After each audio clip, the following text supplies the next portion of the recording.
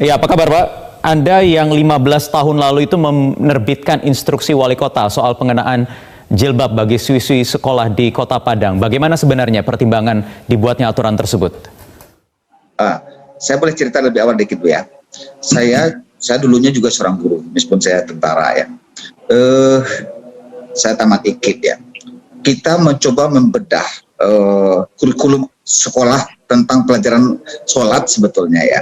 Ternyata sholat itu hanya ada pada anak SD. Ya, kita mencoba setelah lonceng berbunyi jam 12 itu menggiring semua anak SD ke masjid, ke musala gitu ya, yang terdekat. Nah, kemudian setelah berlalu, guru mengatakan, Pak Wali, kenapa kalau anak-anak ini celana panjang saja, supaya nggak repot-repot membawa kain ke masjid, ke musola, tidak perlu bawa mengkena. Anak perempuannya gimana? Saya bilang, anak perempuannya rok yang dalam, pakai lengan panjang, pakai kerudung, untuk setiap hari habis jam 12:04 itu dibawa anak-anak ini ke masjid untuk sholat ya. Begitu berlalu 6 bulan, ada seorang Dewan Pendidikan menyampaikan, anak SD celana panjang, anak SMP celana pendek, kata dia. Oh iya, saya bilang.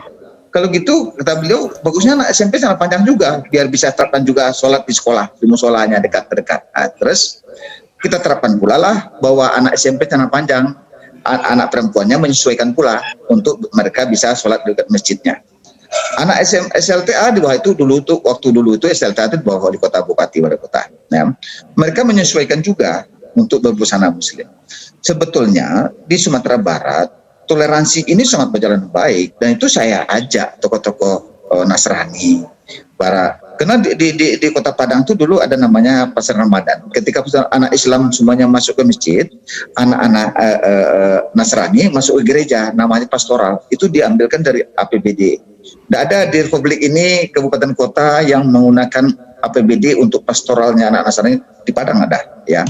Dari itu kita semuanya 15 tahun yang lalu kita mensepakati bahwa anak-anak SD, SMP, SMA berbusana muslim.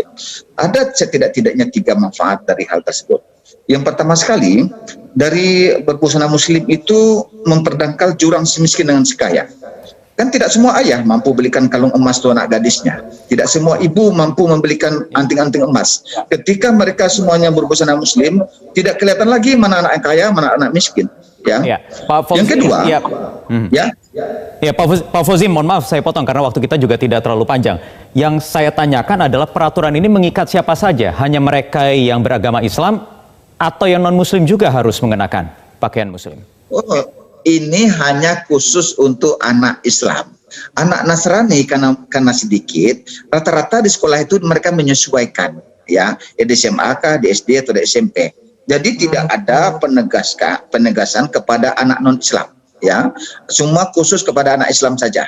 Tapi rata-rata di mana saja dari dulu tidak ada protes bahwa anak Nasrani rata-rata mengikuti supaya mereka tidak dibully teman-temannya. Tapi bayangkanlah ketika hari ini ada seorang anak non-Islam tidak berbusana muslim, terus rambutnya warna-warni, dia masuk sekolah, pertama sekali dibully oleh teman-teman laki-lakinya. Yang kedua, berpengaruh kepada yang lain, bercemburu pula, dia kok boleh saya kok tidak gitu ya. Sebetulnya mereka merdeka sebetulnya, tetapi justru mereka yang menyesuaikan dulu-dulunya. Ya. Baik, selama 15 tahun ini tidak pernah ada masalah sampai kemudian muncul di SMK 2 Padang ketika ada orang tua murid yang tidak terima anaknya yang non-muslim dipaksa untuk mengenakan jilbab. Oh, selamanya belum pernah ada. Malah kita damai-damai saja. Ini hanya miskomunikasi antara wakil kepala sekolah dengan seorang wali murid. Dari 46 yang diklaim oleh mereka itu juga tidak benar. 46 yang semuanya Nasrani mengklaim untuk tidak mau berbusana muslim itu juga bohong itu, ya.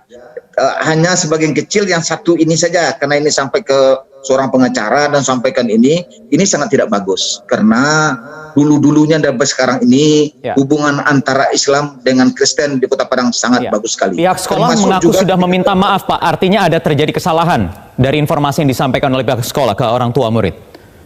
Ini antara orang tua murid dengan wakil kepala sekolah, komunikasi berdua saja. Kalau 46 itu mengatakan dia memprotes, itu bohong.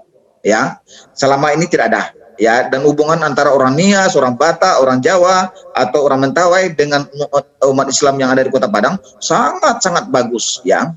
Baik. Termasuk juga ketika gempa di Padang 2009 semua gereja runtuh, kita yang ikut semuanya untuk bagaimana tempat ibadahnya kembali berdiri gitu. Ya.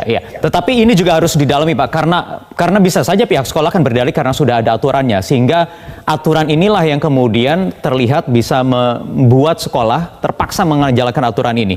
Bagaimana Anda menanggapi ada wacana untuk dihapuskan saja aturan atau instruksi wali kota ini ke depan? Apalagi juga Mendikbud sudah bersuara. Pak Fauzi, permasalahannya sekarang adalah sekolah-sekolah di Padang ini hanya menjalankan aturan yang ada.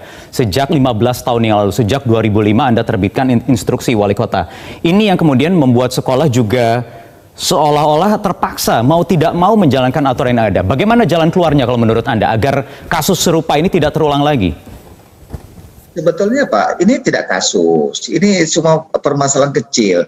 Karena begini Pak, buktinya program saya ini sukses, ini menjalar ke seluruh Sumatera Barat. Saya tidak pernah perintahkan kepada kabupaten kota lain, menjalar ke seluruh Sumatera, menjalar ke Nusantara.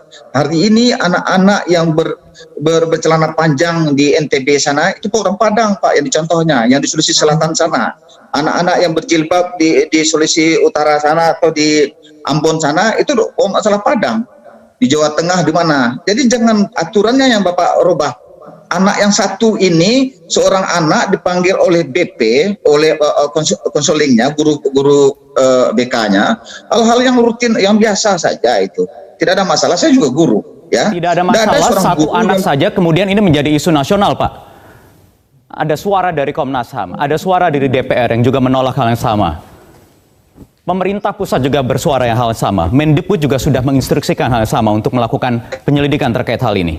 Jadi Pak, buktinya program ini sukses dan diterima orang niru. Ya, kalau ini tidak sukses Pak, tidak ditiru orang di luar Sumatera Barat, di luar Kota Padang.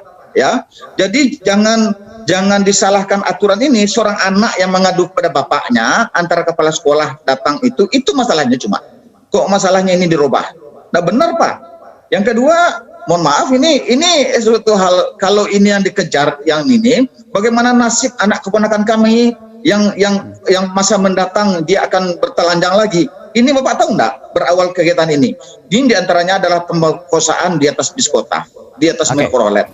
Ada anak SD, anak SMP kita tidak usah jauh-jauh ke sana Pak. Kita kembali lagi ke aturan yang sekarang berlaku sejak 15 tahun lalu di Padang. Jadi Anda menolak kalau aturan ini direvisi, diperbaiki atau dicabut, begitu ya? Ini dicabut di Sumatera Barat, berarti anak-anak Sumatera Barat yang beragama Islam dibolehkan lagi berpakaian seperti ini. Oh, suatu kemunduran yang luar biasa. Itu yang standar saya tadi, dasar saya tadi. Kegiatan ini dicontoh oleh provinsi dan kabupaten kota di luar Sumatera Barat. Buktinya ini sukses. Tanggapannya dari Komisi